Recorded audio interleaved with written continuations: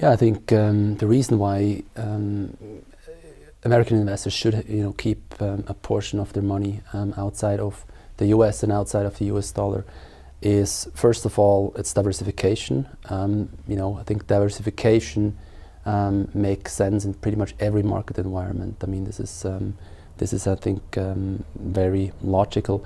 But then also the other reason why I think investors should look at keeping money outside of the U.S. is they should actively seek for investment opportunities out there. And I think this is the factor that is getting more and more important. U.S. capital markets are still obviously the biggest in the world, but we're in a transition here, and clearly the center of gravity, if you will, in terms of economic potential, is shifting east. I mean, we already have roughly 65% of people living in Greater Asia, and that number is going to increase. So it's risk diversification and looking for additional investment opportunities. I think the situation is, if you do your taxes, you work on your estate planning, ultimately you will need an expert that is kind of guiding through the process. Even with the tax return being as complicated as it is for most people, wealthy individuals and families, they need estate planners that guide them through the process.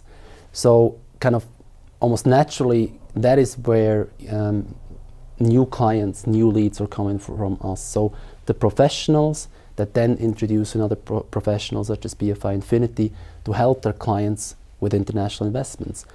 But unless the client kind of specifically asks for, do you have something with international, it's probably never really going to be a real topic in that conversation, because the estate planning is done in the US, the banking is done in the US, investments are being done in the US.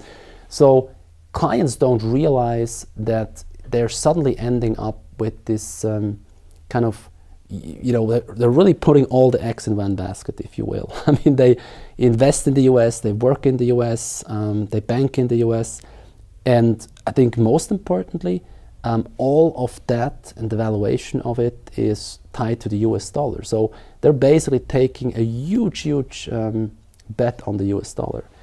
Now, people can say, well, I don't care. I mean, like, why would I invest overseas? I spend in US dollars, I earn my money in US dollars.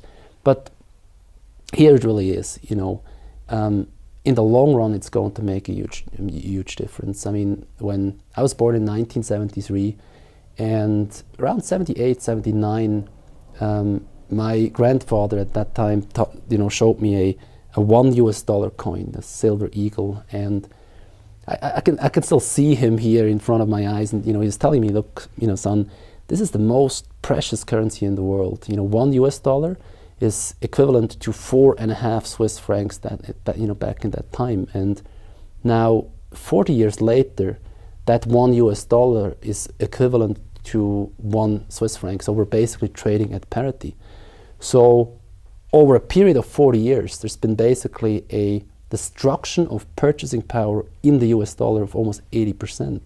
So I think this gives a different perspective on why it is really important to diversify also in terms of the currency. Why are not more estate planners recommending their clients to have assets outside the US dollar? It's fascinating because also an estate planner is like any other professional. They're selling what they know best. They're not selling something they don't understand.